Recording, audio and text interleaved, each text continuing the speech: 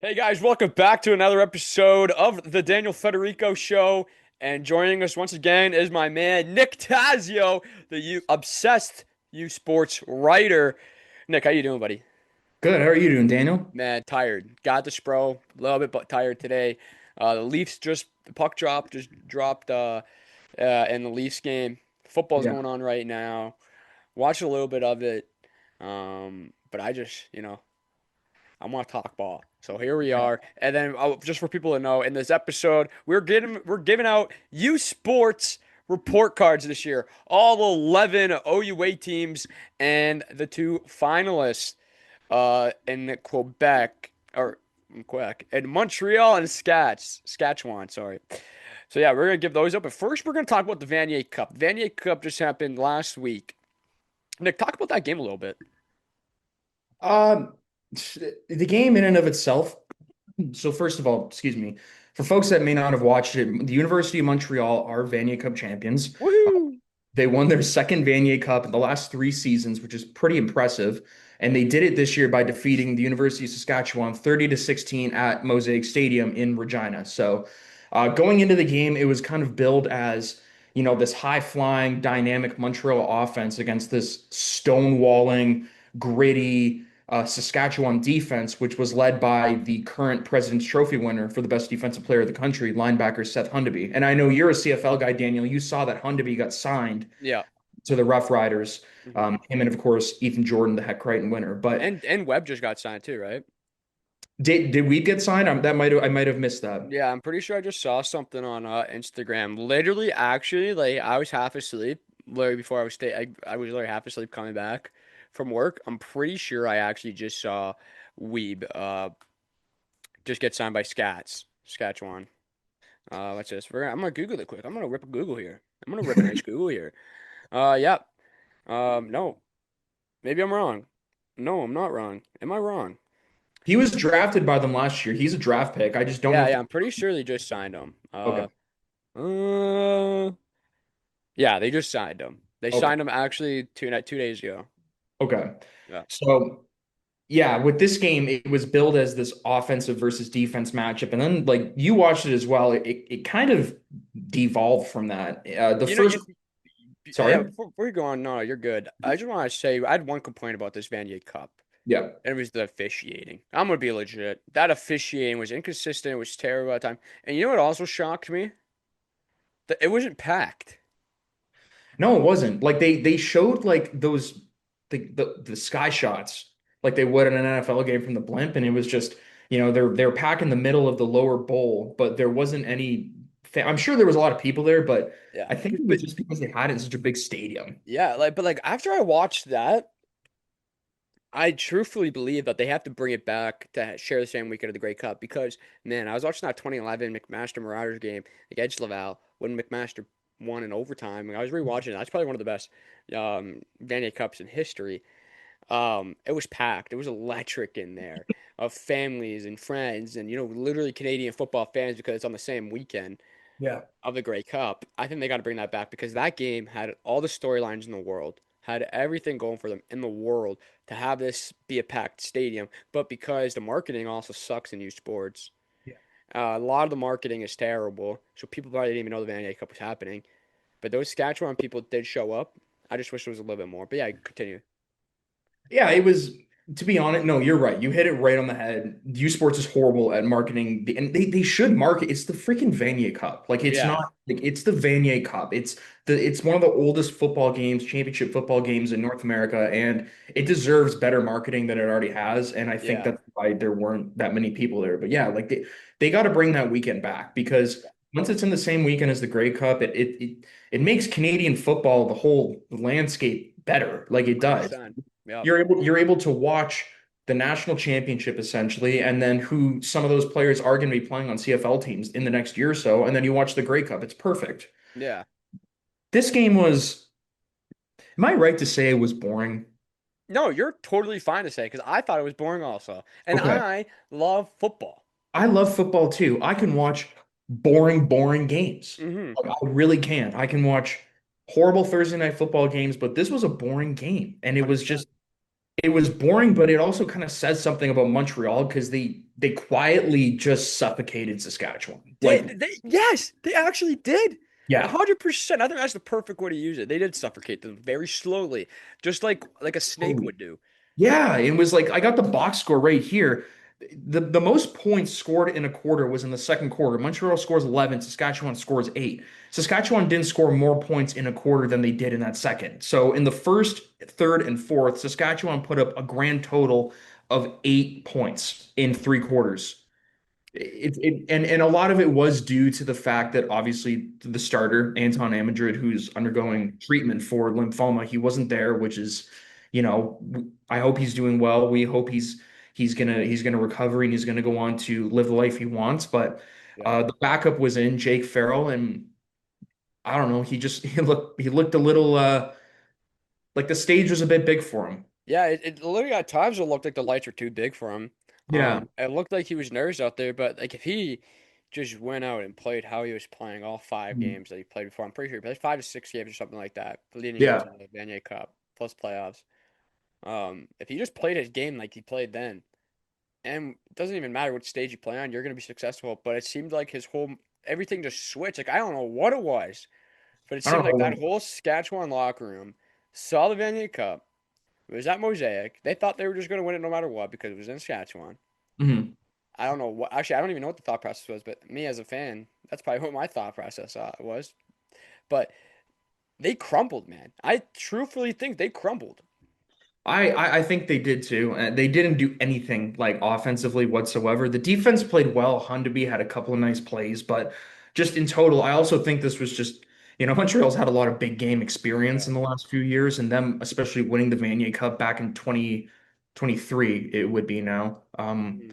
A lot of those players were on this team this year. So for a number of them, this is their second national championship. That's a big deal. And it also counts a lot going into that kind of game, having played that game beforehand and winning it. They know what it's like to win it. So they know the formula, how to win a big Vanier Cup game where, they can grind out an ugly, disgusting defensive game or they can throw bombs. And they kind of just prove to you that here's the one thing I will say about the game, because like the game was boring. Like it was boring. Like for the fans out there, it was really boring. Yeah.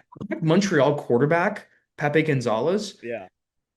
he's only gonna get better from here. And this is only his 100%. And first but year. he's like 22 years old. Like Yeah, he's been here. Like he's a grown up man. he is. And Yeah. he had arguably like the greatest season in, quarterback season in U Sports history. He Yeah. broke Jonathan Senecal's passing touchdown record in Yeah. his first year there. So Yeah. to think that he's got 4 more years left if he really wants to take all four, like that's scary for. And if he just keeps on improving rapidly, like exactly like how he was, you can see him in the CFL. Because I know a lot of CFL teams don't draft, U Sports quarterbacks. I don't know what the Yeah. reason for the behind that is. Um, but if he shows signs and he can go play in the Canadian Football League, he just gotta. I think he has to put 3 more years together, and he's fine, maybe two. Yeah, if he continues what he did this year, he will have a lot of pro prospects waiting for him. But just in general, I think the big story from this game was like Montreal is the team to look at going Yeah, next year into the Vanier Cup again because of their youth and that coach. We're going to get into it with the report cards later. Coach DeLuca, he's fantastic and he's been with them for over a decade now as a coordinator and as the head coach. So the sky is the limit for the Carabin right now. But for Saskatchewan, it's a heartbreaking loss. Um, I don't know enough about their entire roster to know how they will look next year, but I believe that they are losing the majority of the big three on offense, Amandrid, Weeb, and then Riker Frank at running back. yeah, So I don't know their prospects going forward next year. They might be a little bit more murky, but Montreal proved to you in this game that they were the rightful Vanier Cup champs. 100%. Like, once that football kicked off on Saturday afternoon, it looked like it was, all Montreal. Yeah, and From the jump. But and you know what also what I was thinking too? Why is this game in the afternoon? Why is this national championship not at night? I don't know. Why is it 2 o'clock? Like, Yeah. You know, but I love Canadian football. mhm. I love university football. But there's just some things where it's just so easy to market better if you just put it at night sometimes. Like CBC would have done, like CBC, I think they still did a tremendous job. Yeah. But imagine that game at night in Mosaic with the lights, two top dog team programs going at it too for the It, Vanier. it would Unreal. it would be Maybe more unreal. people would have come. Maybe more people would have came. Yeah, and that's what they need going forward because if more people come, more eyes get on the game, and all of a sudden, like who knows, some of these players might get more pro opportunities than they have in years past if we just get more eyeballs on the thing because it's a good product. Like Yeah, these rivalries have been like, you know it. Your brother's a Queens alum. You got the Gales hat on right now. Like Queens has been they've been playing football for over 100 years in yeah, Canada. yeah. Dude, Like, football has one of the best rivalries, one of the best traditions in football. yeah, It's just that it's a shame that, it's just not marketed better. And, I do shows like this to try to market it. I'm just a small guy. I'm not big in the sports world yet. yet. But Persevere's doing a great job too, trying to market the league. At some point where you just need the CFL, the Canadian Football League, the pros for Canada, to help market it. And that's what I think. Because U Sports is clearly not doing it. And if you want the game to grow, like how every commissioner says in every single sport, but the CFL commissioner, I like him. I like him so far. He's been in charge for a season now. And I Mhm. really like what he's doing. But if he really wants his game to grow, it starts with you got to put the product out there, and that starts with that starts with university sports, CJFL sports, and I think there's some good high school rivalries in all of Canada that can get marketed. Yeah, and like it's like why shouldn't we have them? Why shouldn't we have the image that football has in the States? Obviously, that's going to take just a colossal amount of time, but still, like TSN, what about getting like they have a podcast for, and this is not me dissing soccer because I'm actually a huge soccer fan, but like they have that Park the Bus podcast Yeah. where it's essentially, Canadian Premier League centric.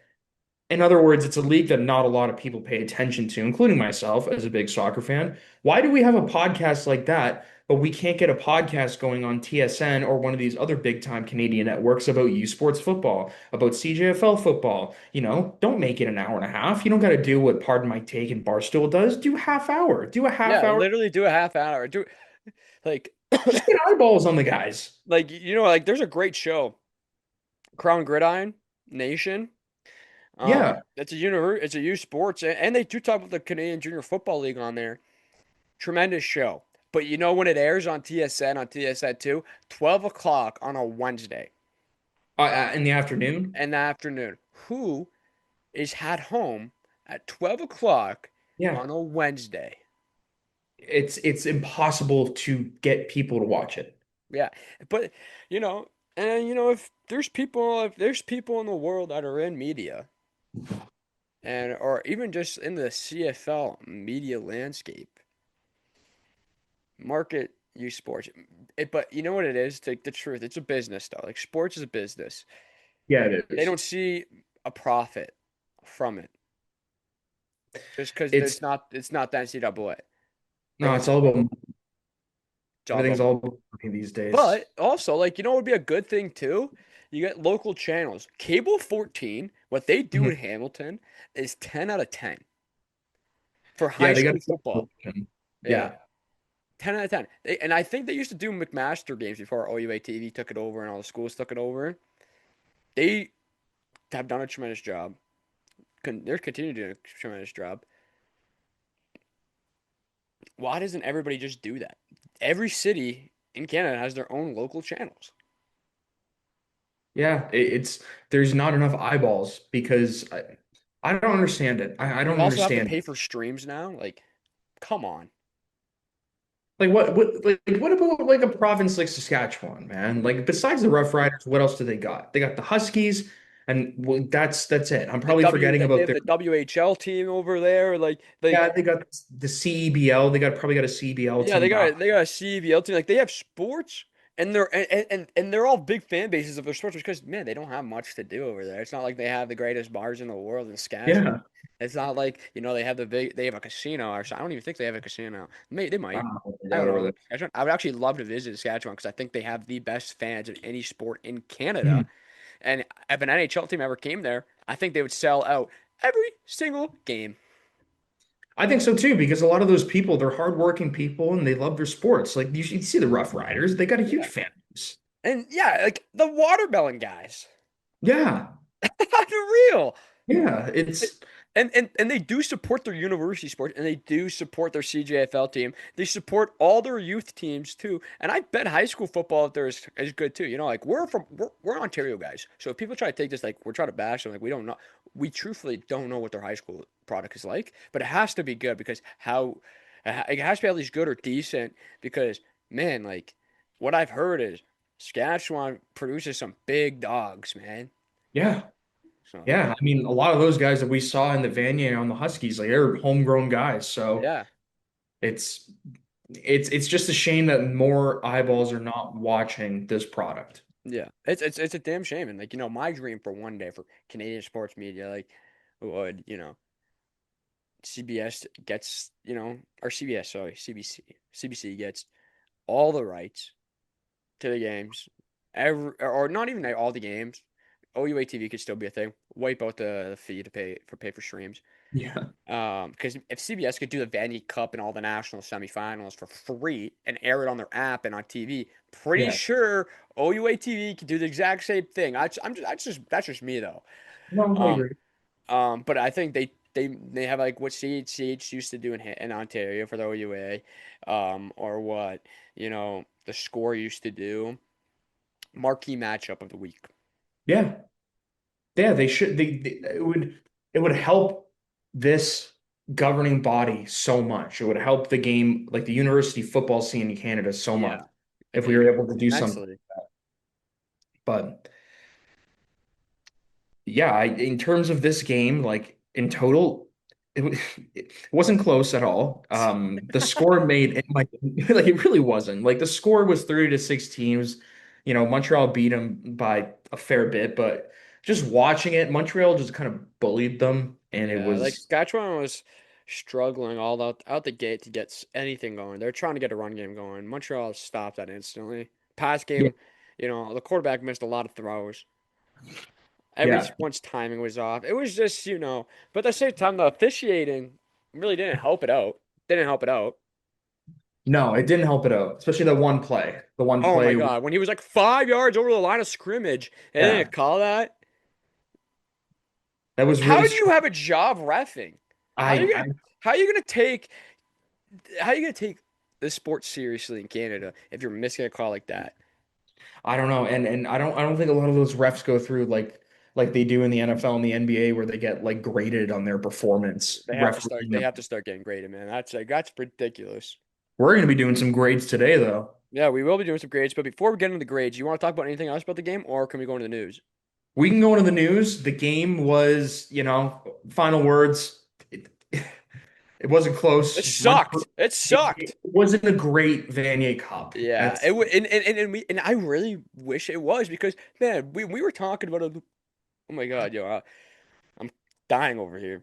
But when we were talking about it a week prior about the Vanier Cup, we were excited. We were absolutely pumped up. It was gonna be a good game. I thought it was gonna be a closer game. I thought it was gonna be a dogfight. I thought it was gonna come down to the final 2 minutes of the game. Instead, it was the complete opposite, and it had me almost taking a nap on my chair in my living yeah. room. Yeah, no, I wasn't really like totally thrilled and I wasn't really locked into the game as much as I probably would have been, Yeah, Vanier Cups in years past. But in terms of the news, we do have Vanier Cup news. yeah. Let's go to the Vanier Cup news, and then we talk about the conference realignment. Oh yeah, because we don't get enough of that in college sports. Um, so U Sports announced back on the 21st that the Vanier Cup in 2027 will be held at the University of Laval. So the Rouge et Or will be hosting the 2027 Vanier Cup. It might not be that striking of a headline, but it is worthy to note because Quebec City will be hosting the Vanier Cup next year, and then it will go to Laval in 2027, which means that the championship game will be held in Quebec for the next 2 seasons, and they have a new sponsor, Oh, who's Daniel. the new sponsor? Green Shield is the new sponsor for 2026 and the 2027 Vanier Cup games. So, What is that? What's Green Shield? Green Shield is Canada's only national nonprofit healthcare and insurance organization. Sweet. We used to have Adidas, Under Armour, and Nike, and New Era or whatever. Now we got the health insurance. Green Shield, go Green Shield. Boom, let's go. That's what I'm saying. We're But having a milk to go. but that's basically the Vania Cup news. And then in terms of conference realignment, this is a big one because it will shape the landscape of the RSEQ next year for basically through like the middle to lower tier teams. I'm not sure if Montreal and Laval will be too affected by this, but I digress. We will see. Bishop's University, having been in the AUS for um, the last 8 seasons, is going back to RSEC. So Bishop's University in Quebec, that's where the university is. They Huge. play currently in the division out east, the conference, excuse me. So Yeah. they play teams like Acadia and Mount Yeah, they're Allison. playing the AUS, the Atlantic University schools. What is Yeah, it? Sports? I don't AUS? know. Atlantic University Sports? That has to be it, right? It could be. I mean, we have Ontario University Athletics, so maybe it's That sounds so much better, man. And then we got Canada West. Canada West, man. That's all you need. That's all you need. And then you got, the AUS, But I really like this for Bishops going back to like the RSEC because everyone's talking about the traveling costs and stuff like that from Bishops. Like teams are getting tired. It makes a lot of sense. I think they should have never left. The reason why I think they should have never left is because why do you like that's basically dropping down a division. That's dropping down a conference. Well, they left originally because they couldn't compete in Quebec, and they made that was the official reason. So Why? it was they cited exact. If you look it up, why Bishops left originally is because of competition issues. So But they they didn't were even do that good in the US. well, I know they didn't win it this year, and like the AUS is like, I mean, St. Mary's had a really good year this year. I'm not sure if that's going to translate over Like the how next. many conference titles in the last eight? How many times has Bishop won the AUS? Ever? How many times has Bishops won the AUS? Yeah. Two. Oh, I mean, they won. I think they've won it a bunch. Okay, so yeah, never mind then. Yeah, like that. See, now there's just talks about how unknowledgeable I am about the AUS. Well, they It's like, won but it last year. I remember that. I'm yeah, not I sure if know it it's was. weak and stuff. Like I know they're like, dude, it's a weak conference, but Yeah. man, like if you want to, bring top tier athletes to your schools, Hmm. you got to play in the best conference. You got to play in the best conference. You can't ever drop down a conference No. unless your coaching is lazy and you don't want to find a real coach that wants to get dirty. And now I think them going back to the RSEC is let's bring some real players in, not bashing the players they have now or the past Yeah. 8 years. It's like they can now get guys from Montreal, Quebec, like, anywhere from Quebec. Yeah. They can. But like to me, like this just kind of makes the AUS that much more unwatchable. True, Because yeah, now thanks. now it's like a two team conference. Basically, it's St. Mary's and then St. FX. Those are your two teams going. Maybe Mount Allison will pop up there in Sackville and get some wins. Well, I don't know about that, man. If you check those stats, their team stats, they are at the bottom of the list. Like it is bad, You know what I man. actually really got to talk about though? Like they average like 3 yards a carry rushing this year. Ew, That- ew. It's gross football, Just, dude. just, just terrible football. But you know what I don't understand? Well, What? I don't even want to know the answer because this is me gonna be talking bad about it for a little bit. Football's an expensive sport. Yeah. There's a reason why a lot of universities in Canada don't have football programs because it's expensive. You keep on losing year in and year out. How do you, you know, with your athletic director and your school board, be like, hey, I am going to continue funding this, even though you guys stink? Look at SFU though. Simon Yeah. Fraser University. They went to the Division two level, lost every year, and the program disbanded because you're not getting wins and the quality. Why did we leave the Canada West? No, and now they're applying to come back to U Sport. Yeah, and but now without a football team, and I think they cut a lot of programs too. Yeah, the track team is going to be no more because there's no national title for track in Canada. And then McGill just cut like 15 university sports Yeah, I last. saw that. Like, but to be honest, I can totally like people are obviously gonna be mad that their sport is getting cut from like their university, so now they have to go and find a new university, go for transfer or whatever they have to do. And I understand that, but at the same time, it's on the players and it's on the coaches. You don't result in wins. You don't show results. The athletic directors and the school board, they're gonna have to cut your team because if you bring in no money and you don't bring in any promise, you're just a bad football team that just is that school is now going to be known for. You're a bad Yeah, football team. You're a terrible lacrosse team, or you're a terrible soccer team, or you're a terrible basketball team.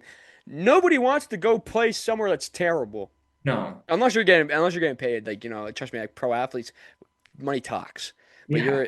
people want to go play and get some wins in their university levels, and they're like unless you have like only one offer and like your hands are tied and you're like I have to go play here.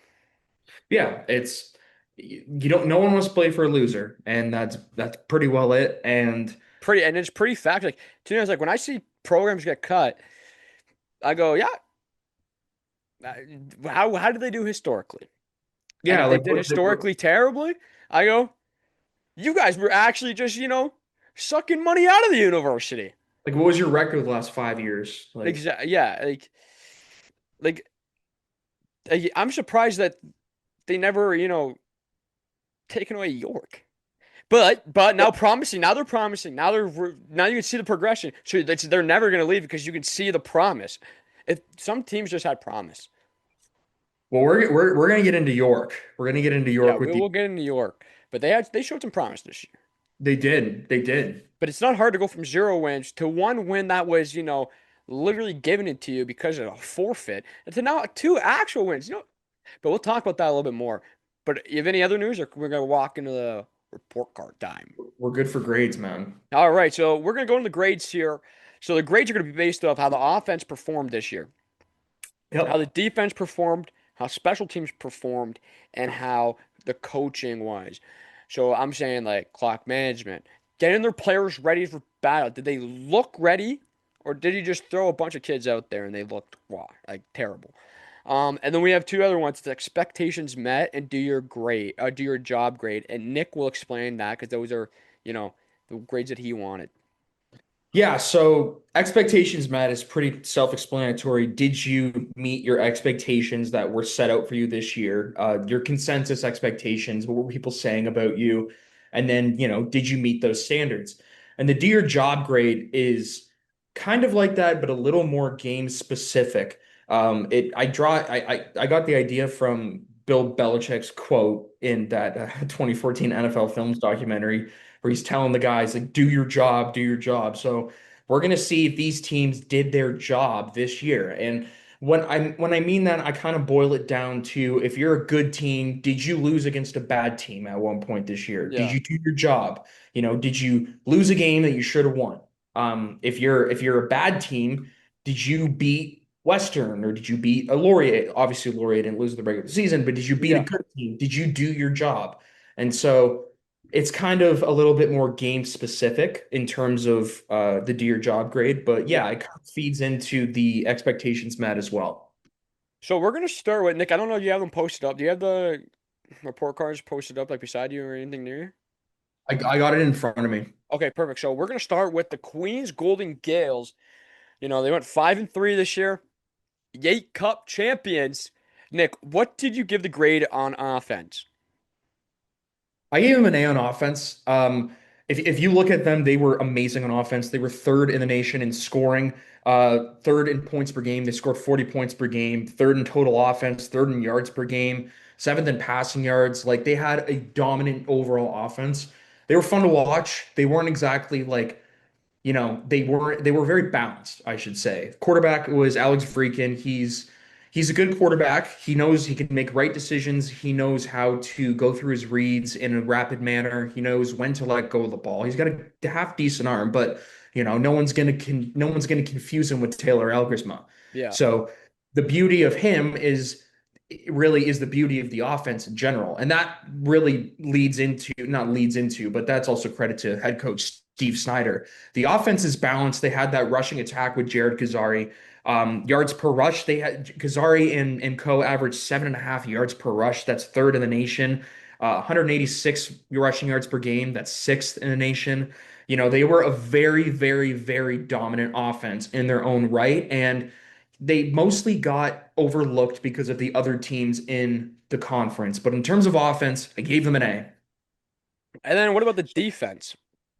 A plus. That wasn't even hard for me. Yeah. I've seen Queens in person. I've seen Queens on the OUA TV app. And the one thing about this team, their calling card was their defense. They were absolutely fantastic. And it was truly dominant. Their front Yeah. seven, their pass rush with guys like Ollie Jackson, Stephen Capahey, Eli Burnett. And then you go to their linebackers who they might have arguably, I said, Okay. so Husky fans will get mad at me, but the best defensive player in the nation in Justin Pace, number 44. He was utterly dominant in the Yates Cup. He had an interception in the I Mitchell Bull. believe the Mitchell Bowl. Yes, it was the Mitchell Bowl. He had an interception, and he had a really good year in general. They had a veteran secondary. Keegan Vanek had a bunch of picks. John Corskadden. There's not enough really great things to say about their defense. Like they were fantastic. They suffocated teams, and they were also first in the nation for interceptions. Like Yep. out of every other team, they had 13 picks this year. First in So Canada in interceptions. So let's go into special teams. specials was I gave him a B because and for me when I grade specials, and this has a lot to do with U Sports stat keeping, which is pretty bad to say the least. Okay, yeah, it Um, is. this is mainly judged on their kicking, their punting, things like that, because U Sports doesn't really keep track of return stats. And regardless, I don't think that they did anything notable in the return game this year in terms of scoring a bunch of touchdowns, but they had a really good kicker this year in Tyler Mullen. I believe he was his kick sent them to overtime against Western back in like week one. Oh yeah, yeah, So when I look at special teams, I really rely on how clutch it is because in the toughest times, you're going to need your kicker to bail you out. You're going to have yeah, to send your punting unit out, and you're going to have to hope for your punter to air it out 50, 60 plus yards and then pin a team back. So they did a really good job at all facets in special teams. So I gave them a B. And those three things kind of lead into this next one, which is the A plus coaching grade for Steve yeah, Snyder. And you as a Queens guy, a big Queens guy, you know all the things that Steve Snyder's done. You know how excellent of a coach he is and how much yeah. people were. Yeah, like go Steve Snyder, man. Like you know, I never really got to talk to him any times when Anthony was there, but man, like just the way that I've seen and seeing him like on the sidelines and how he coaches and how he really uplifts this team at times, and you can feel the passion he brought into the like the Queens program right off the bat. And how is Yeah. how his players and former players speak about him, man. He's the guy, and I think he's the guy that's going to take Queens to the promised land, and that promised land is going to be the Vanier Cup one day.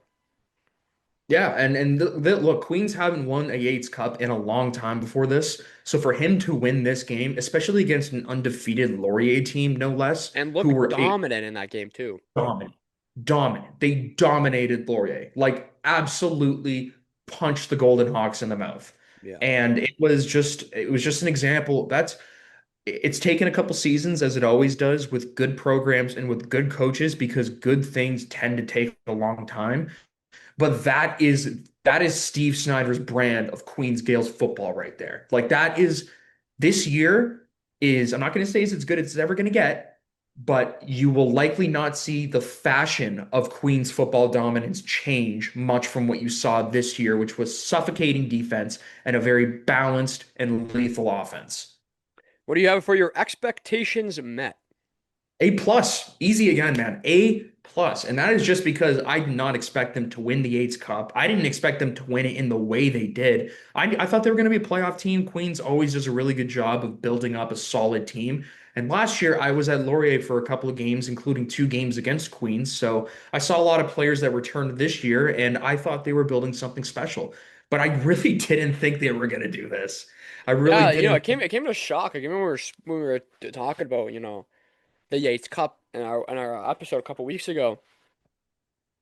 Laurier, we all thought Laurier was going to go all the way. Yeah, Queens going to put up upset of the year.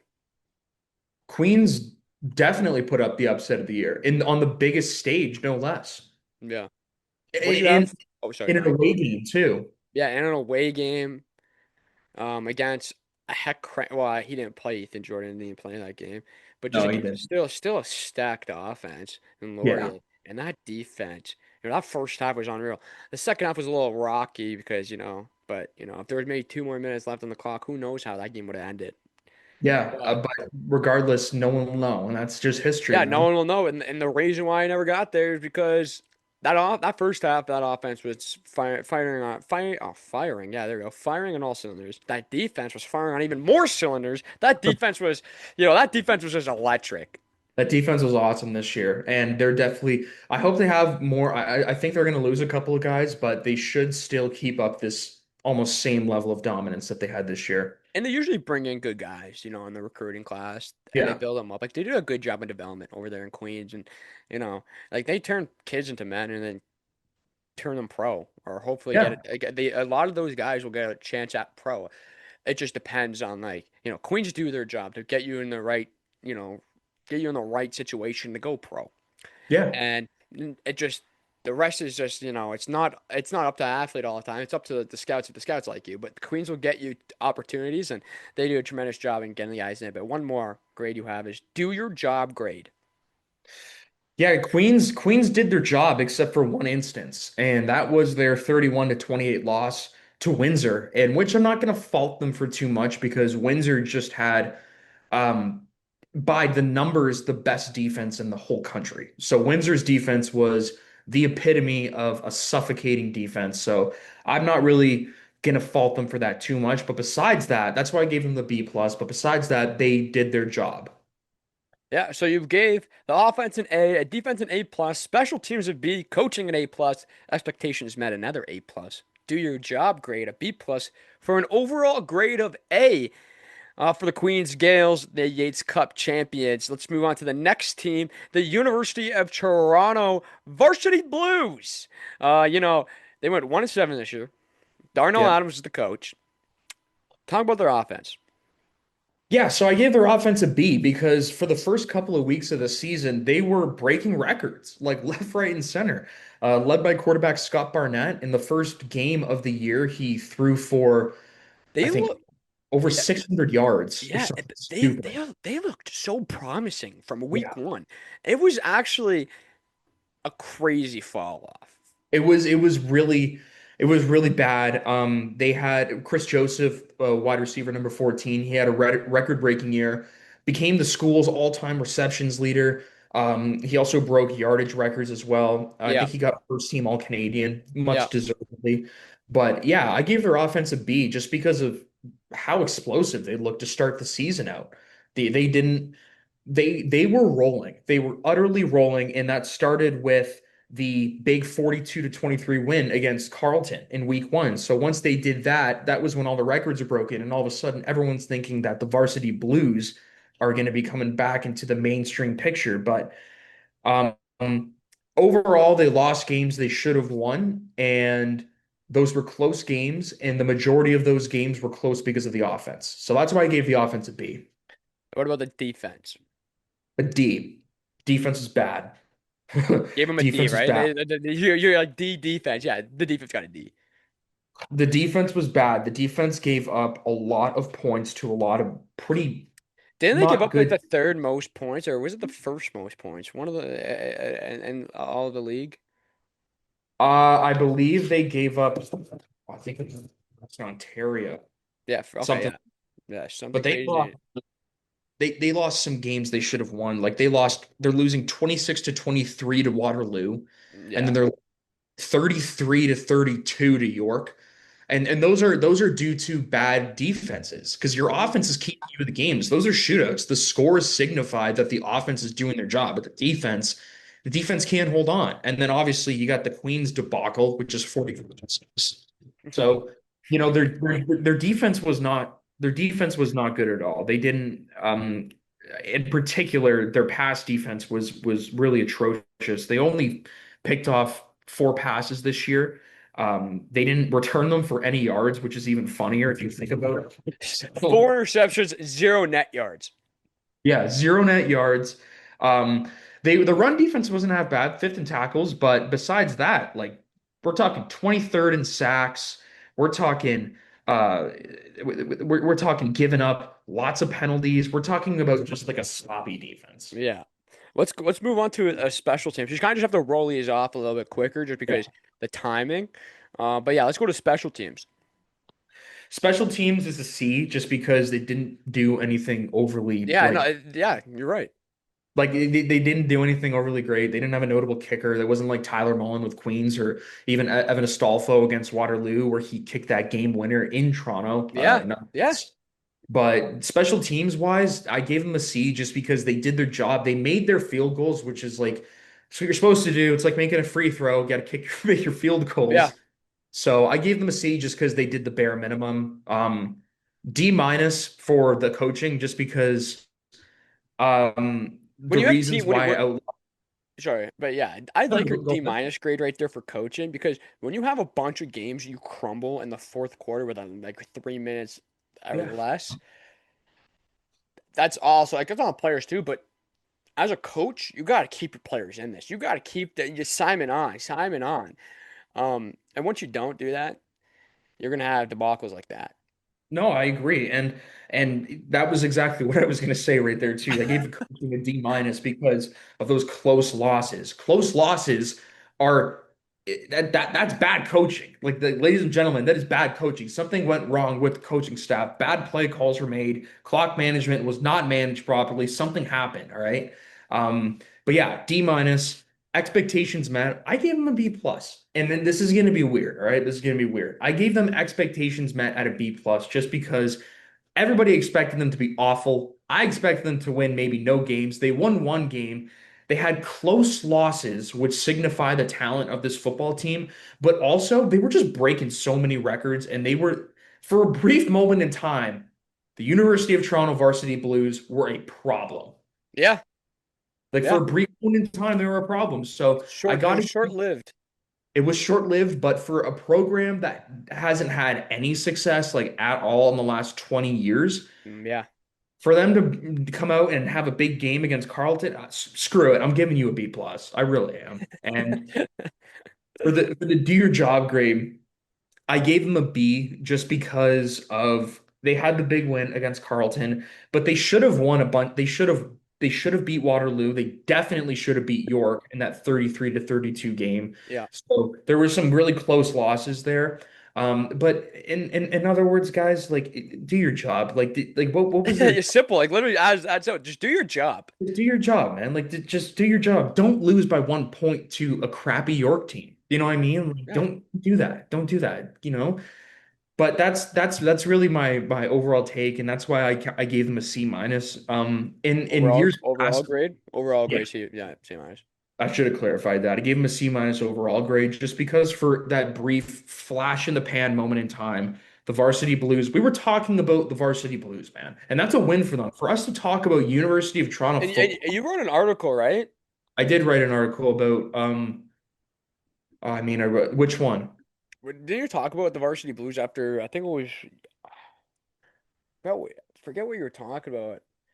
It's when we were doing the Hurricanes game and we were just talking about your articles. I think you said something about. I don't think you wrote a complete article on the Varsity Blues, but you said something about the Varsity Blues in a positive way. I But that was did. it was like one of your first articles in the of the year. I did a uniform ranking where I had the Oh, maybe varsity. that's what the positive mark was. I think it was that, and then I did no, I also I think I might have included a varsity blue player on my breakout players maybe. I might Yeah, I have think done that no, that. that's exactly what you're talking about. Yeah. But yeah, C minus just because like in years past, like last year they were horrible. We didn't expect them to be great this Mm. year, but for them just to play the way they did and show promise for years coming forward, that's why I'm Yeah, a C minus. I think they have a good young coach that's gonna really like in Darnell Adams. I think he's a good coach. I know a couple of the guys that are on that coaching staff.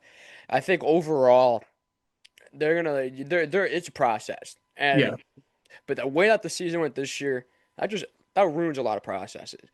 But with the coaching staff that they have intact, that process is still on its way to be completed because, man, like they're gonna get these guys and they're gonna like, hey, this is the job you have to do. You guys barely did Yeah. it this year. We gotta play 4 quarters of fuck you football, and I think that's exactly what they're gonna be doing this year. But let's move on to the York Lions. You know, We can two. cuss. What's up? We can cuss. Oh yeah, we can cut just a little bit, just a tad, just a tad. Just a little Just a little bit. sprinkling. I just had to say because man, next year I think the Varsity Blues are going to play some FU football. No, they in the and you know what? I really hope for the sake of U Sports that the Varsity Blues becomes a good team again. Like Yeah, they're just good for U big Sports football. university too. Like Yeah. like a very good university, and if they have a good football program, that's Yeah. better for kids to come. But let's go to the York Lion. Not a good year, 2-6. What do you expect Uh, much from York? All our expectations, I want to say, are just always low for York, but they're showing promise, and I really like the CJFL route that they're going with signing a lot of CJFL guys, but they only have like 1 or 2 years sometimes, depending on the player, just left mm, before they age out. Um, but I really like what Dexter Janke is doing. yeah. But what do you Yeah. expect? Well, yeah, just go through the grade, yeah. Okay, so I I was very disappointed in the York Lions. I think I have I was very disappointed. Yeah, no, I Um, think I think everybody in Ontario was very disappointed because man, like people are talking about them like rebuilding this program. They bring in this coach that's really starting to, that's 2-0 for the Toronto Maple Leafs, Matthew Nice. But they're starting to feel it feels like he's trying to build a culture up in New York. So I really like what he's doing on his job. But when you bring, I think people are just expecting them to win now, and I get that because how many years have they had losing? But overall, everyone that they brought in, like they brought that quarterback, that transfer quarterback from McMaster, yeah. terrible. But yeah, go So on. that was my point. Like I was so disappointed because Keegan Hall is one of the best quarterbacks in the country. Like this guy is a certified baller. And they also got McMaster's number one wide receiver, Nicholas Adair.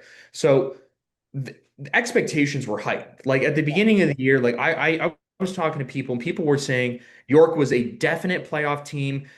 York might even be in the Yates Cup. Like Yeah. I was hearing insane things, and I didn't talk to them because like I need to see it first. But if we See it to dive in, believe it. yeah, I gotta see it to believe it. But if we dive into these grades here, you'll see my overall opinion because my disappointment is so strong that I can't even put it into words. So for the offense, I gave them a C plus just because they went 2-6. They scored a lot of points this year, like they really did. They were actually fifth in the country for total offense, fifth in in yards per game in total. But in terms of just overall passing yards, they were first. They were first in passing yards per game, so they had an explosive passing offense in Yeah. their right. Yeah. They won against U of T 33-32 in week one. They beat McMaster in a thrilling game, 31-24. Just shootouts, man, where Yeah. they're putting up a ton of numbers, but the defense was horrible. I was waiting for Horrible. this. I was waiting for this because the grade you gave them is hilarious. But you're gonna say it. It's It hilarious. it is so bad. And I gave Fs to a couple of teams this year, but I gave Fs. I'm a nice guy. I gave Fs to those that like truly deserved it. Like Yeah. these units were painful to watch. So you're like defense was an F. And like that is just because they're keeping bad teams in this game with them. So Yeah. before we're talking about U of T and how they should have beat York 33-32, well, why the hell is York letting U of T put up 32 points on them? Like that's my point. Dexter Yankee, he's a great coach. He's a former CFL pro. He was in the CJFL coaching before he was with York, and he was a defensive guy. He was a defensive player in the CJFL. And then you just outlined it at the beginning. The Lions just heavily recruit from the CJFL. So if Mhm. you look at their linebackers, their OUA All-Stars, Look at their previous team they played for. It will most of the time say the CJFL, but man, the defense did this team no favors this year. Like the Yeah. defense was just, whew, like it was rough to watch. I was in York for the McMaster game, week one, and I expected York to absolutely take it to McMaster, but this Lions defense was they got pushed around a lot. They got pushed around a They got lot. bullied, ball. They got bullied. Yeah, they got bullied and they only put up 7 sacks this year. That's 25th in the country. So Mm. they weren't really putting a lot of pressure on these quarterbacks a lot. 13th in the country for tackles. Um, yeah, just an ugly defensive unit, not a really good unit at all. Special teams, they were all right. They did what they needed to do, no more, no less. I can't Yeah. really Like a give them a C's a fair huge grade. C's a fair grade on their special teams. season fair. I mean, they didn't like the only way you're going to get a D minus on my grades for your special teams is if you're the kicker and let's say like you're getting You're set up missing to like just you're missing like chip shots and like PATs. yeah, like you miss like a 10 yarder, like I'm failing you in my grades. Yeah, 100%. So That's fair. I think that's pretty fair. I got no time for bad special teams, man. Like No one does. No one in this world has better. oh, You play special teams, man, and we expect that ball to go through that upright yeah, every single time you kick a damn football. But yeah. let's go to coaching too. We just gotta speed these up because we don't want to go over like an hour and like 45. But like Right. we're at an hour already. We got 45 minutes, but I'm just saying because we only have like 10 more teams to do. But yeah, Okay, so let's go into coaching. coaching, I gave them a D just because like they did win 2 games, so I can't give them a D minus or anything like that. But in total, like this, Daniel, you're a high school coach yourself. Like we just talked about with the University of Toronto, like these close losses are due to subpar coaching. And Yeah, also they lost to Waterloo. So yeah. I'm just gonna say that and let that hang out there. And that's gonna be That's my not nothing else to say, but I'm gonna say something on that. You know, it's clock management too. yeah. But at the same time, though, you have to talk to your players with between each drive, and you got to keep their motors high. You got to keep their motors going. And at times, York seemed like it seemed what it seemed like sometime on that sideline, a high school sideline. All their friends playing against each other and jumping around. The game's not even over yet. You guys are in a one-score game, and you guys are joking around on the sidelines. You guys got to lock in. Yeah, and York could have been a playoff team this year. Like 3 of their losses could have been wins. And those 3 losses came to Carleton, Waterloo, and Guelph, because Guelph wasn't all that great this year.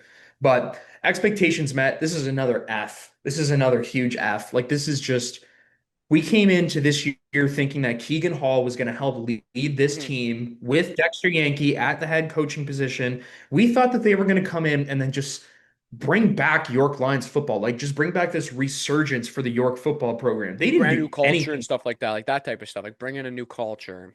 And they're Like they slowly doing that. It's slowly not resulting in wins. It's resulting in more headaches. that and that's and my point for this year giving them an F was for the amount of talent they did bring in and for them to do as little as they did this year. That's bad. And That's that's bad. fair. Like expectations, man. I wish there was a grade you could do worse than F.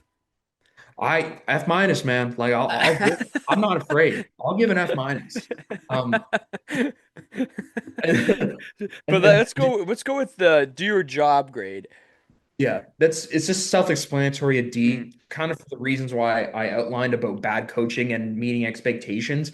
They should have won 3 of their losses, and that just comes with doing your job, and especially with all the talent you have on offense, with the passing numbers you're putting up. Most passing yards per game, 350 passing yards per game, almost like those numbers should translate to more than 2 wins. So. That's why I gave them a D on the do your job for an overall grade of a D minus, just because that D stands for disappointment. There, I'll end it at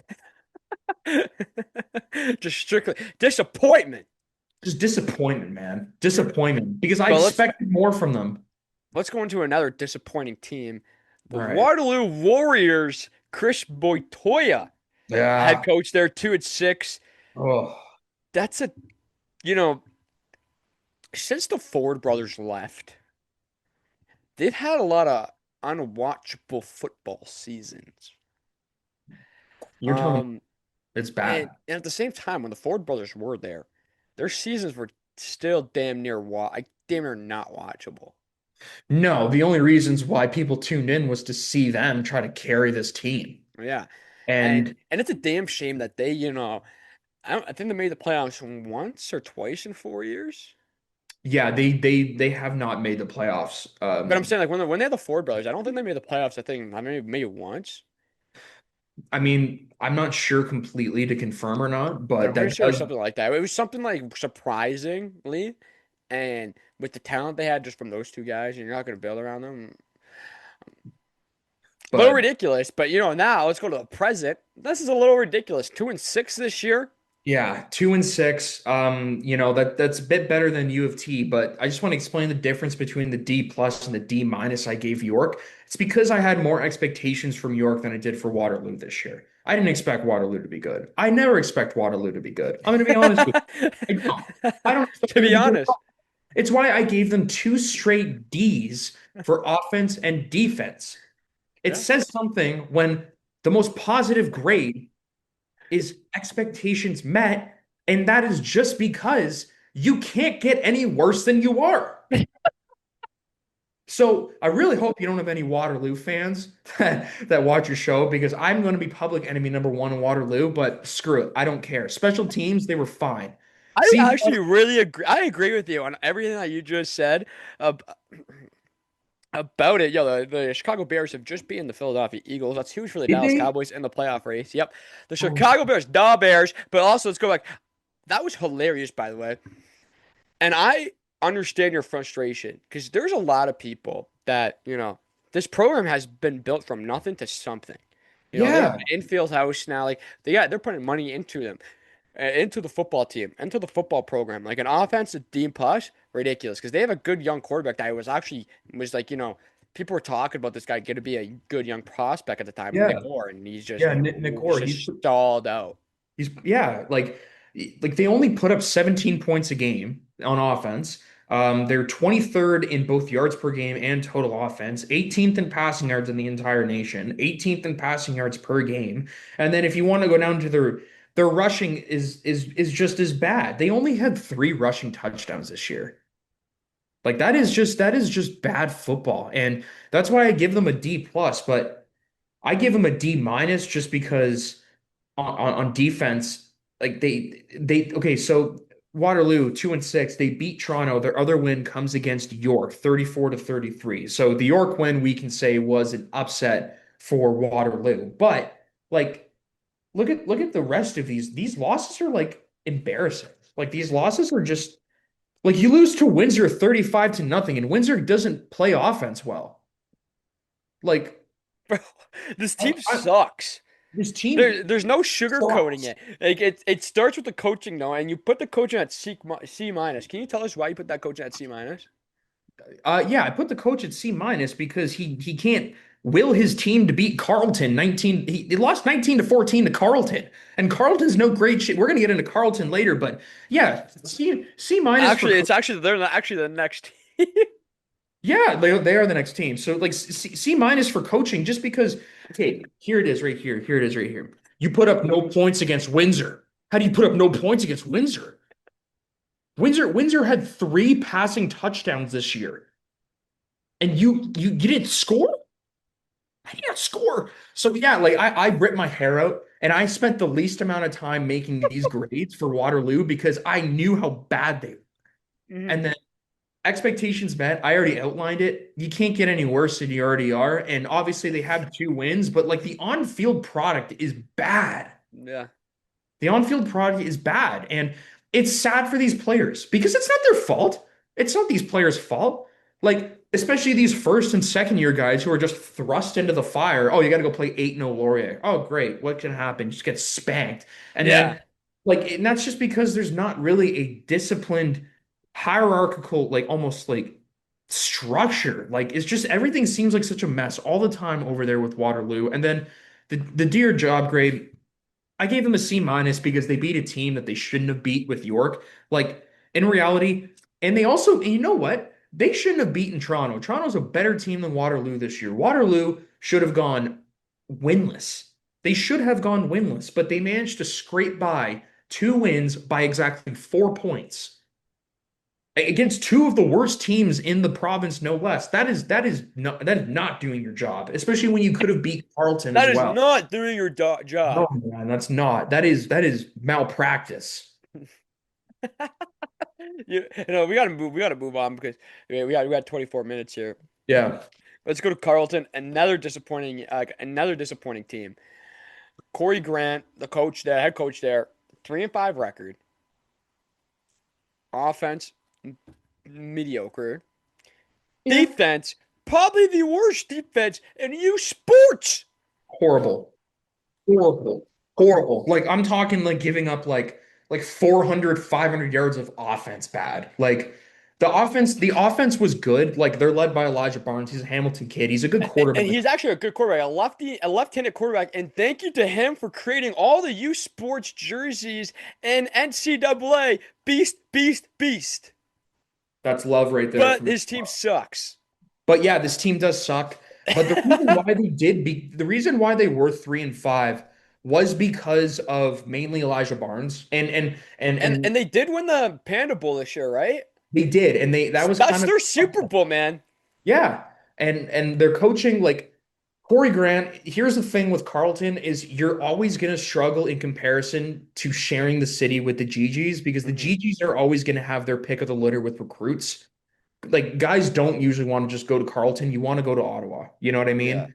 Like it's like, would you rather play for Georgia or Georgia Tech?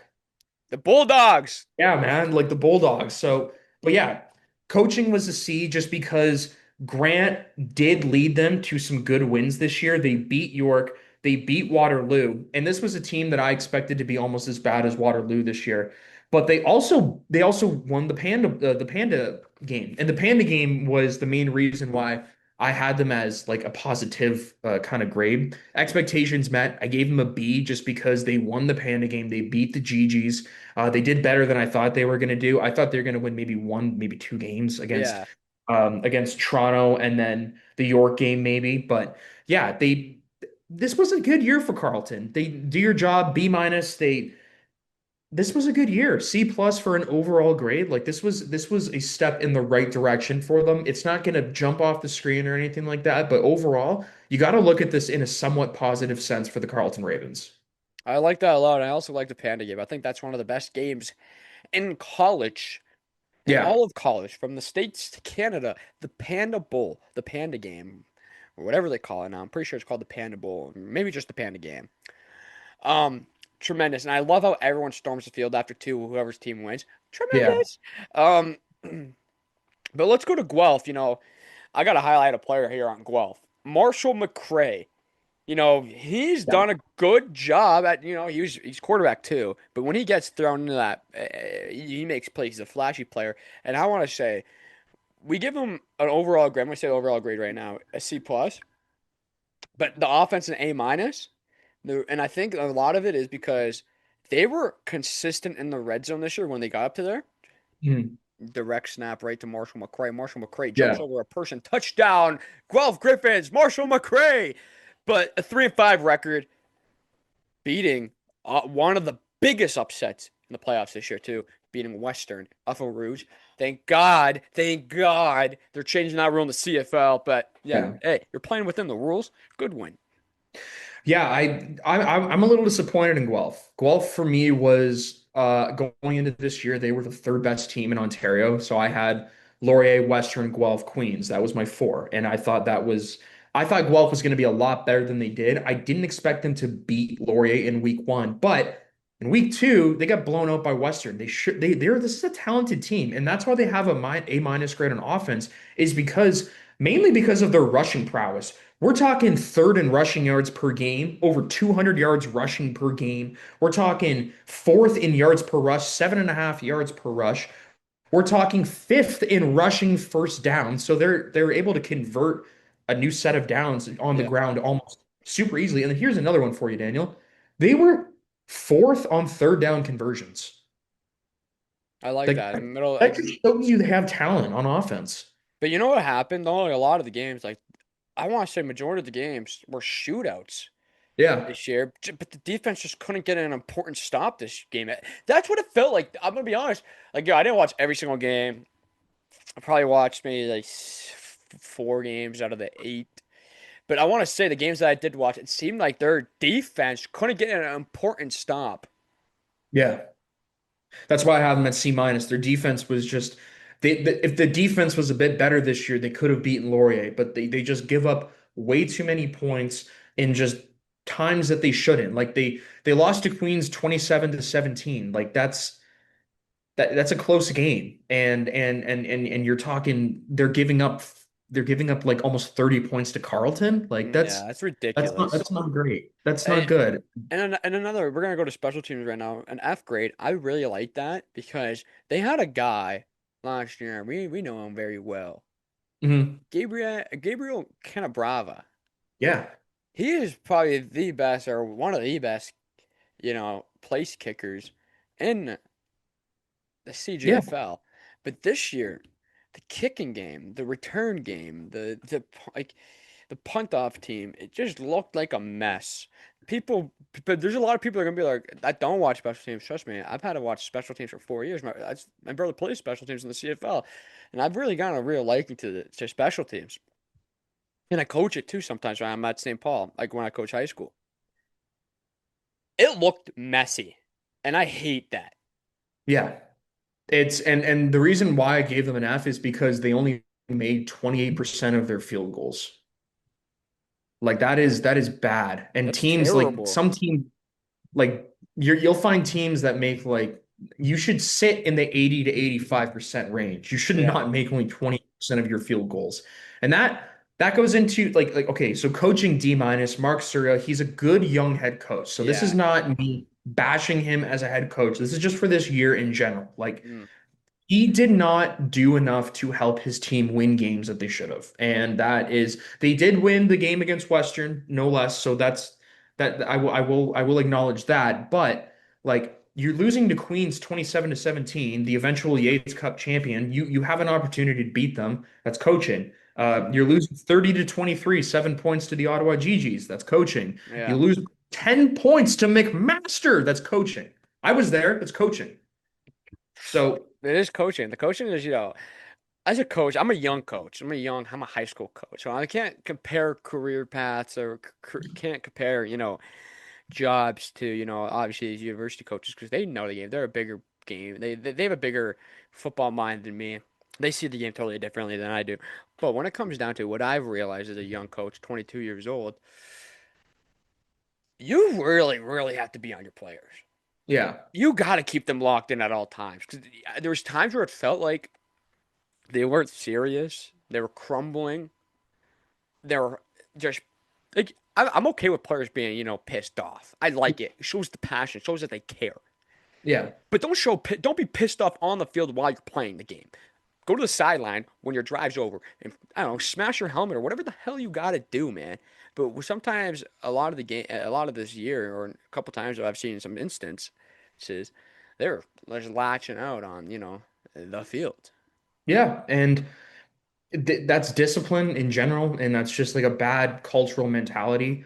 I gave them B for expectations met because, like I said, like I expected them to be in the Yates Cup or at least around that point, but Mhm. they weren't. The reason why I gave them a semi-positive grade is because they actually beat Western. So, and that's a Yeah, monumental thing for Guelph is to beat Western. So, which leads me into the do your job. They kind of did their job. They didn't really like you're not really doing your job by losing to Ottawa. You're not really losing by 7 points, no less. You're not doing your job by losing by 10 points to Queens. yeah, You know, the Laurier game is different because like that offense was outstanding, but um, McMaster, that loss, that's not doing your job. Like you absolutely cannot lose to McMaster. So that's why I gave them an overall grade of C plus, is because they were okay this year, but overall they regressed as a program. yeah. No, 100%. I agree with you on that. But let's go to the Ottawa GGs, the team that actually runs Ottawa. Yeah. Even though they lost the Panda Bowl, Panda game, the Ottawa GG's here, 4-4 record, pretty solid year. Not the greatest, a lot of inconsistent times, but a lot of consistency that we haven't seen in years. And the greatest thing is, we finally have a debate on because with Ottawa, it's usually one side's really good and the other side's really bad. I Yeah. want to say this year, it was a little bit same. Like it was pretty good on both sides of the ball this year. Yeah, and that's why I gave them like pretty good grades on offense. I gave them a B just because they were fairly balanced, almost like a lesser version of the Queens offense, but they're led by a very serviceable quarterback in Josh Chanson. Their rushing game took a major hit this year, which was what they were actually billed as strongly going into this year was the rushing game led by Charles Asselin, but they really didn't get anything going on the ground this year. Defense was an A minus. Like, okay, these guys were dogs, man. Like this front seven was awesome. And they had a linebacker, Hildebrandt, who is up there in sacks. But just in total, like they recovered the most fumbles in the entire country. They picked off 8 passes in general, so that's a decent total. Seventh in sacks, they're just a pretty serviceable, good defense. So, Yeah. and they did their job this year against teams that they should have. Special teams was a C. It was, nothing more, nothing less.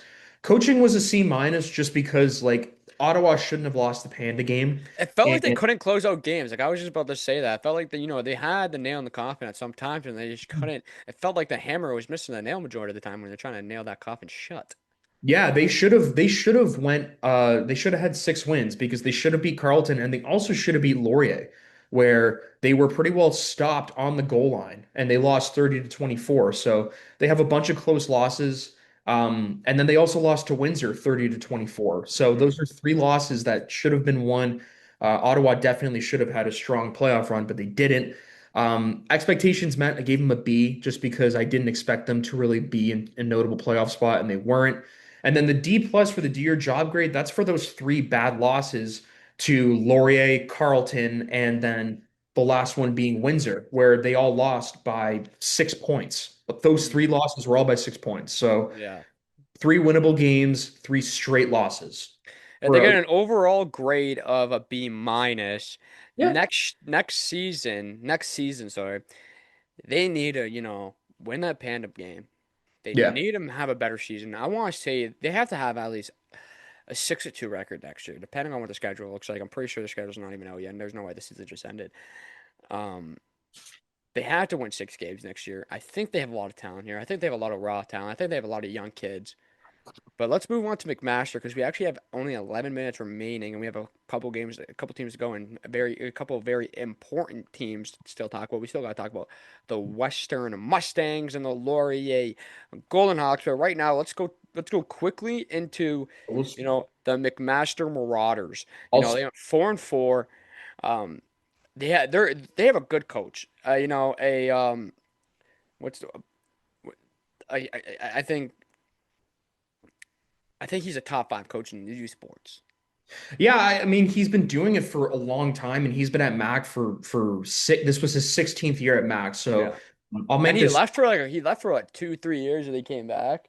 Yeah, he went to coach with the Ticats for a bit Yeah. as their offensive coordinator, and then he came back to McMaster. But He also, is though, for a second, he is McMaster football and he is forever indebted into Hamilton sports. And yeah, I think him as a coach, like I think they missed out on a lot of recruits when he went and, coached the Tiger Cats because, the coach that replaced him, everyone knows the stories. He was kind of an asshole. Uh, but him as a person though, he is he's generally just a great football guy, and he's generally nice. Like he's a generally nice guy. Usually yeah, you'll meet coaches and they'll just be like, a little like sometimes a douchey. yeah. This guy's But generally an awesome guy. no, this guy just lives, sleeps, breathes football. Like that's all he is, and Like you said about him being indebted or in with the Hamilton sports scene, he gave McMaster their first and only Vanier Cup to date. So 2011, the greatest Vanier Cup game of all time at BC Place. You can watch it, the full game actually on YouTube, and that's what I did at 3:34 in the morning because I couldn't sleep. It was actually awesome. that's insane. Oh, a great way at 3 a.m. to spend your night. But Dude, when I can't sleep, I will actually go and Google just random games, and I'll just watch it from the first. Sometimes I fall asleep um, through it because I probably watched it before, but this is my first time rewatching the game since I was a child, bro. So it had me hooked. I knew McMaster won it, obviously, but it had me hooked on yeah, how it finished. We gotta continue, but excellent. excellent game. But yeah, I'll get through these ones quickly. So basically, all you need to know about McMaster, which is why they have so many Bs, is that they were better than they were thought they that people thought they were going to be this year. Like Yeah, much better. Like I thought McMaster was going to go winless, maybe even win one game. They didn't. They nearly made the playoffs. They beat Guelph for their homecoming game. I was there. That was a massive, massive game. But in general, like this was a positive outlook on this program going forward. 4-4, nearly making the playoffs. Um, and a lot of people were saying that this could be the final year of Patasik's tenure at Mac because some were talking about the hot seat and this and that, but he proved them otherwise. And McMaster I going don't into think. Yeah, I've heard about that. I don't think you ever fire a guy like him. it's hard There, to. because I think there's. I think he's like, I could compare him to how likable he is by his former players. Because I've talked to a bunch of McMaster former players because just going to school in Hamilton, you kind of just come across, the local celebrities, the McMaster Marauders, but just how they talk about him, like former athletes that he Yeah. coached, is like the same thing I'm getting from like former athletes talk about, Steve Snyder, Mhm. um, and the likable that he is around youth sports. These guys come like I think once in like 10 years. Yeah, these guys are they're not common, and if you find one, you should hang on to them. Yeah, it doesn't even matter. He can lose every single game for the rest of his life. You just keep this guy, even though he won't because he's a good damn coach and he knows how to win football games. But I'm saying like he gets a lifetime contract with at McMaster. Yeah. I mean, it would be the right thing to do. Yeah, 100%. But you gave them an overall grade of B, just strictly B. Offense was a D plus Yeah. though. They were sloppy at times. Yeah, the offense was sloppy at times. It was really the reason why they lost a bunch of these games is that they couldn't score points, but their defense was stellar and they were actually, I think, fourth in the country in sacks. So the front seven was amazing this year. And special teams, I give them a B minus because I like their punter is amazing. I think Yeah. he averaged like 58 yards per punt. And then their return game was pretty good as well. Coaching, like Potasic was wonderful when he needed to be this year. There were a few instances where things could have been handled a bit better, but for the most part, like 4-4, like, I can't give them any worse that or a better grade than B. hmm So let's move on to Windsor. Yeah. Really liked how Windsor looked this year at times. Really liked it at times. Mhm. 5-3 record they had. You gave them an overall grade of A minus, A plus on the Mhm. defense. Want to talk about that Yeah. for a little bit? Yeah, their defense is ridiculous. So Windsor this year is one of the most boring teams you can watch because they actually didn't do anything on offense in comparison to their defense. Um, so they were first in the country in sacks. They also had, I think they were third in the country in interceptions as well. Second in the nation in defensive touchdowns scored. Um, Actually, they were tied with Queens for first with 13 interceptions. Bang. So that's my they recovered five fumbles, but in comparison to the offense, I mean, like they really didn't do anything at all. So the offense was 24th in passing yards, 18th in yards per game, 24th in passing yards per game. The rushing attack was pretty good, averaging 7.3 yards per carry, nearly 200 yards rushing per game. So they were just your classic grind them out on Yeah, offense. it was a grindy football team, and that's Yeah. what you need. Like Windsor always bases off, grind, hustle, Hmm. toughness. I really like what their coach JPC is doing over there. Five and Hmm. three record. for your Windsor Lancers, an A minus overall grade, an A minus on expectations met, A on do your job. But let's go to A on the coaching. Mhm. Talk about that. It's just because of the way that Cercelli helped them win games this year. So, like when you're looking at their schedule and then you see them beating Waterloo 35 nothing, so they're shutting out a bad team, which Yeah. is like in comparison to Waterloo should have put up some points. It's not easy to shut out any team at all. So that's good coaching. You have tough wins. The three straight wins against Ottawa, Queens, and then Ottawa again is massive. Like that was massive for me. They beat Queens 31 to 28 in Kingston. So that is good coaching. That is, as you were saying before, keeping your guys locked in, keeping them disciplined, and then keeping them ready to go. And that's So, exactly what he did at all times. I was actually at the Varsity Blues game against Windsor, and I was so fascinated on what I was looking at on their sidelines. Every single one of those players were locked in from the first quarter to the fourth quarter. hmm, Um, and the way that the coaches speak to their players, tremendous. They talk to them like they're actually humans, not, players that are playing to keep their jobs. You know what I mhm. mean? Like they talk about and the way that that coaching staff talks to their players is tremendous. I absolutely love it because they're like, "What do you see out there? What do you see out there? You seeing something I'm not seeing?" Yeah, coach, I'm seeing this, this, that, that, that. Coach relays, all right, bet sounds good. We're gonna run it like this. Love that. I was Yeah. eavesdropping though, and I love eavesdropping on sidelines. I love it. Yeah, it's the sideline experience is unbeatable. Like just from getting to hear things like that, and yeah, like he's a good coach, and I've heard it from a number of people that I talk to as well. Is he's just like almost like a football crazed, just like the guy loves football. Like Just a he football guy. just a football guy, man. Like just a good old fashioned football guy. But let's move on to Western. We have a couple more. We have actually two more teams to talk about in the OUA. Then we have two other teams to talk about. Montreal and Saskatchewan. So let's get through these a little quicker. Um, Western, the Mustangs, 7-1 record. Greg Marshall, you gave them an overall grade of B. Yeah, and that's a lot to do with them losing in the Eights Cup to Laurier, but also them losing to Guelph in that horrendous ending for them, which was just my God, like that was Just so bad. that's like so devastating for like the fourth years and the fifth years, like the seniors, man. That is devastating way to lose a football game.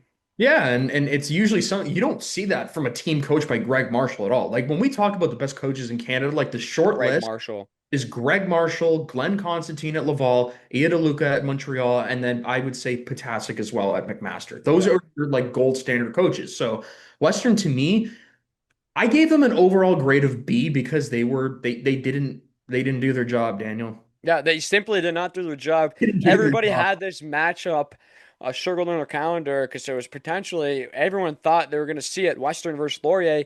They didn't get to see it and do your job grade. That's got to break just strictly to a C because if you don't make it to the eights, and especially with that talent on that Western football team, coached by one of the best, if not the greatest coach in youth sports, Greg Marshall. Yeah, you just simply did not do your job. No, you didn't. Western is always expected to be in the Yates Cup every year, and then every year that they're not in the Yates Cup is a disappointment. So that is why I gave them a grade of B this year. The only thing that saved them was how good their offense was with Ethan Dolby at running back. Yeah, 100%. But let's go to the Laurier Golden Hawks. Great program there, taking U Sports by storm. Hmm. The Laurier Golden Hawks finished 8-0 in the regular season. You gave them an overall grade of B plus.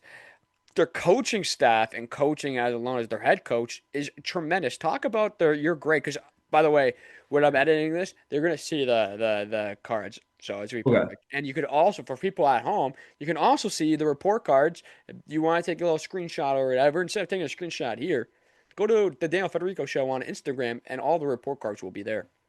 But yeah, talk about Laurier. Bang! I just had to do a shameless plug. No worries, man. I'm in for plugs. So, but for Laurier, I mean, I gave them a tick above Western's B grade because they actually made the Yates Cup. So they actually made it back to where people expected them to make Yeah. it. But the way they lost that game is the reason why I dropped them down from an A minus to a B plus. Mhm. look, the offense, like they're the gold standard in the country. Like nobody With offense Withers. better. Like Withers was a great quarterback. Great quarterback, first team All Canadian, Ethan Jordan, Heck Crichton winner, Yeah, just got multiple. signed to his CFL contract, Ethan Yeah. Jordan. Multiple OUA All-Stars. Like when we're talking about offense being played in Canadian university ball, like no one does it better than this team. Yeah, Like that is, 100%. and I was there at training camp. These guys fly. But they get the overall grade of B plus, excuse me, just because of the Yates Cup. They have nothing else that you can really pick them apart for. Sure, they won some close games that they should have blown, teams out by more in, but if you go 8-0 and you lose in the Yates Cup and you get down, what was it like? Were they down like 27-0 at halftime? Yep. Yeah, so you're down 27-0 at With like halftime. four interceptions in the first half, something like that, three, I think. They absolutely blew it. Like that's Yeah. just what it was. So they just blew it. But It was just an offensive collapse.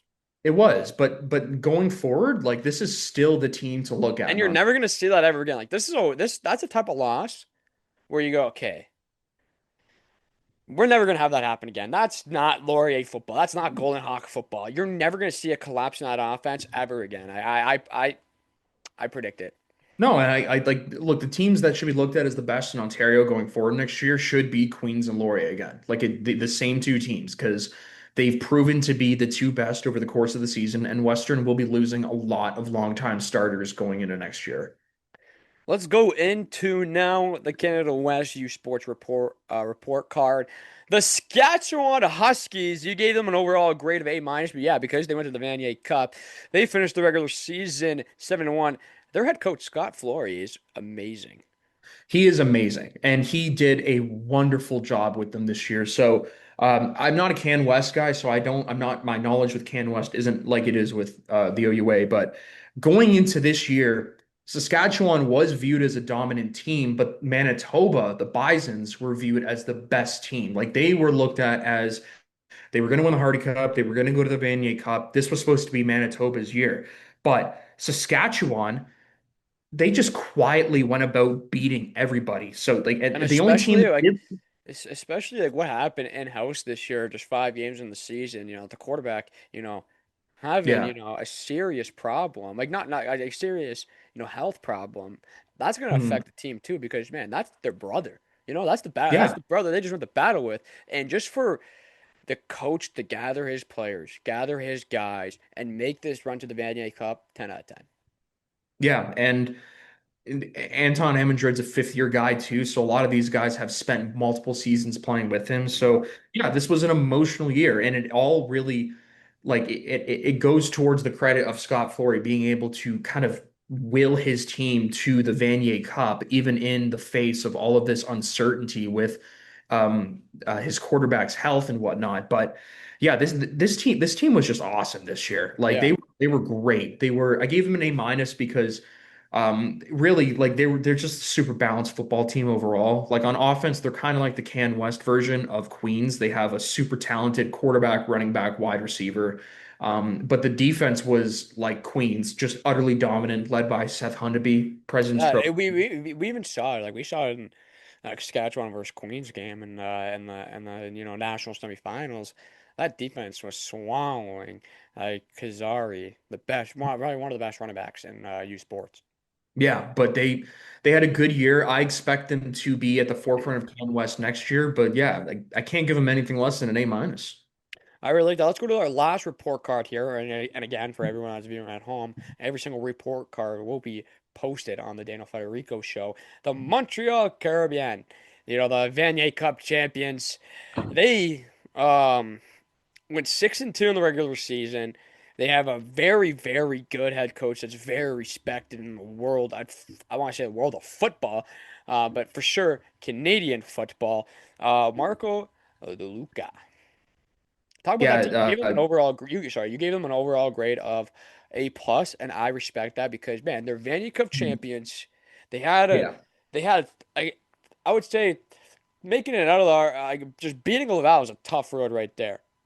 Yeah, they had an Mhm. easier semifinal matchup against an AUS team, but at the same time, they had to go and beat Laval, and they had to try to they had to play Laval twice this year, or yeah, twice this year. That's Yeah, tough. and Yeah, they go. beat them already in the regular season too. So they were just like Montreal was a wagon this year, and they were Mm, just like they were led by a new quarterback, Pepe Gonzalez.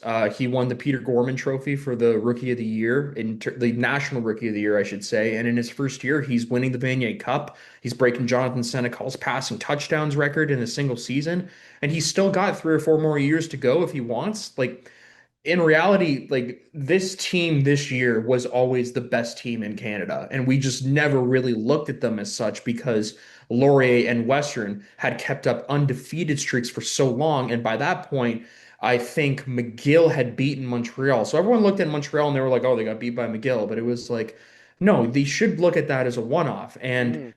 I think that people will gain a bit more of an expert type opinion with Quebec teams going into next year just by being able to see the way Montreal beat Saskatchewan. Um, but yeah, man, like I can't give them anything less than an A plus. They're And national champs. A is across the board minus special teams, so that's gonna happen. You know how hard it is to give special teams an A plus or even an A. It's so hard. I gave them a B minus because they only made 60% of their field goals. Yeah, and like an A would have to be like 100%. Like an A plus is 100% of the field goal percentage, and you know depending on what their returns were like on the side, you know like if the kickoff returns, they had kickoff returns to the house or whatever. But yeah, like perfect. That's a perfect report card. You bring that home to your parents, they're You're gonna take you to the Mandarin, or they're gonna take you to like the keg. yeah. Yeah, you're gonna get treated if you take home that report card. Yeah, 100%. All these report cards, well, obviously they were throughout the video, throughout this episode, also going to be posted again on the Daniel Federico show, so go follow that up. Um, but this has been our U Sports report card episode. Thanks for Nick Taggio coming on. He's going to come on throughout, I want to say, the off season. You know, we're going to do a couple of predictions, and even if we're not even talking about U Sports ball, he's still going to come onto the show, and we're going to talk just ball or something. We're going to just talk ball. We're going to just talk things. I like talking, I'll talk any sport, man. Like I Yeah. don't I just like competition and debating about it. And yeah, I'm excited. That's what I like too. Nick, thank you for coming on, brother. This has been the Daniel Federico Show with the Nick Tazio. Ciao, guys.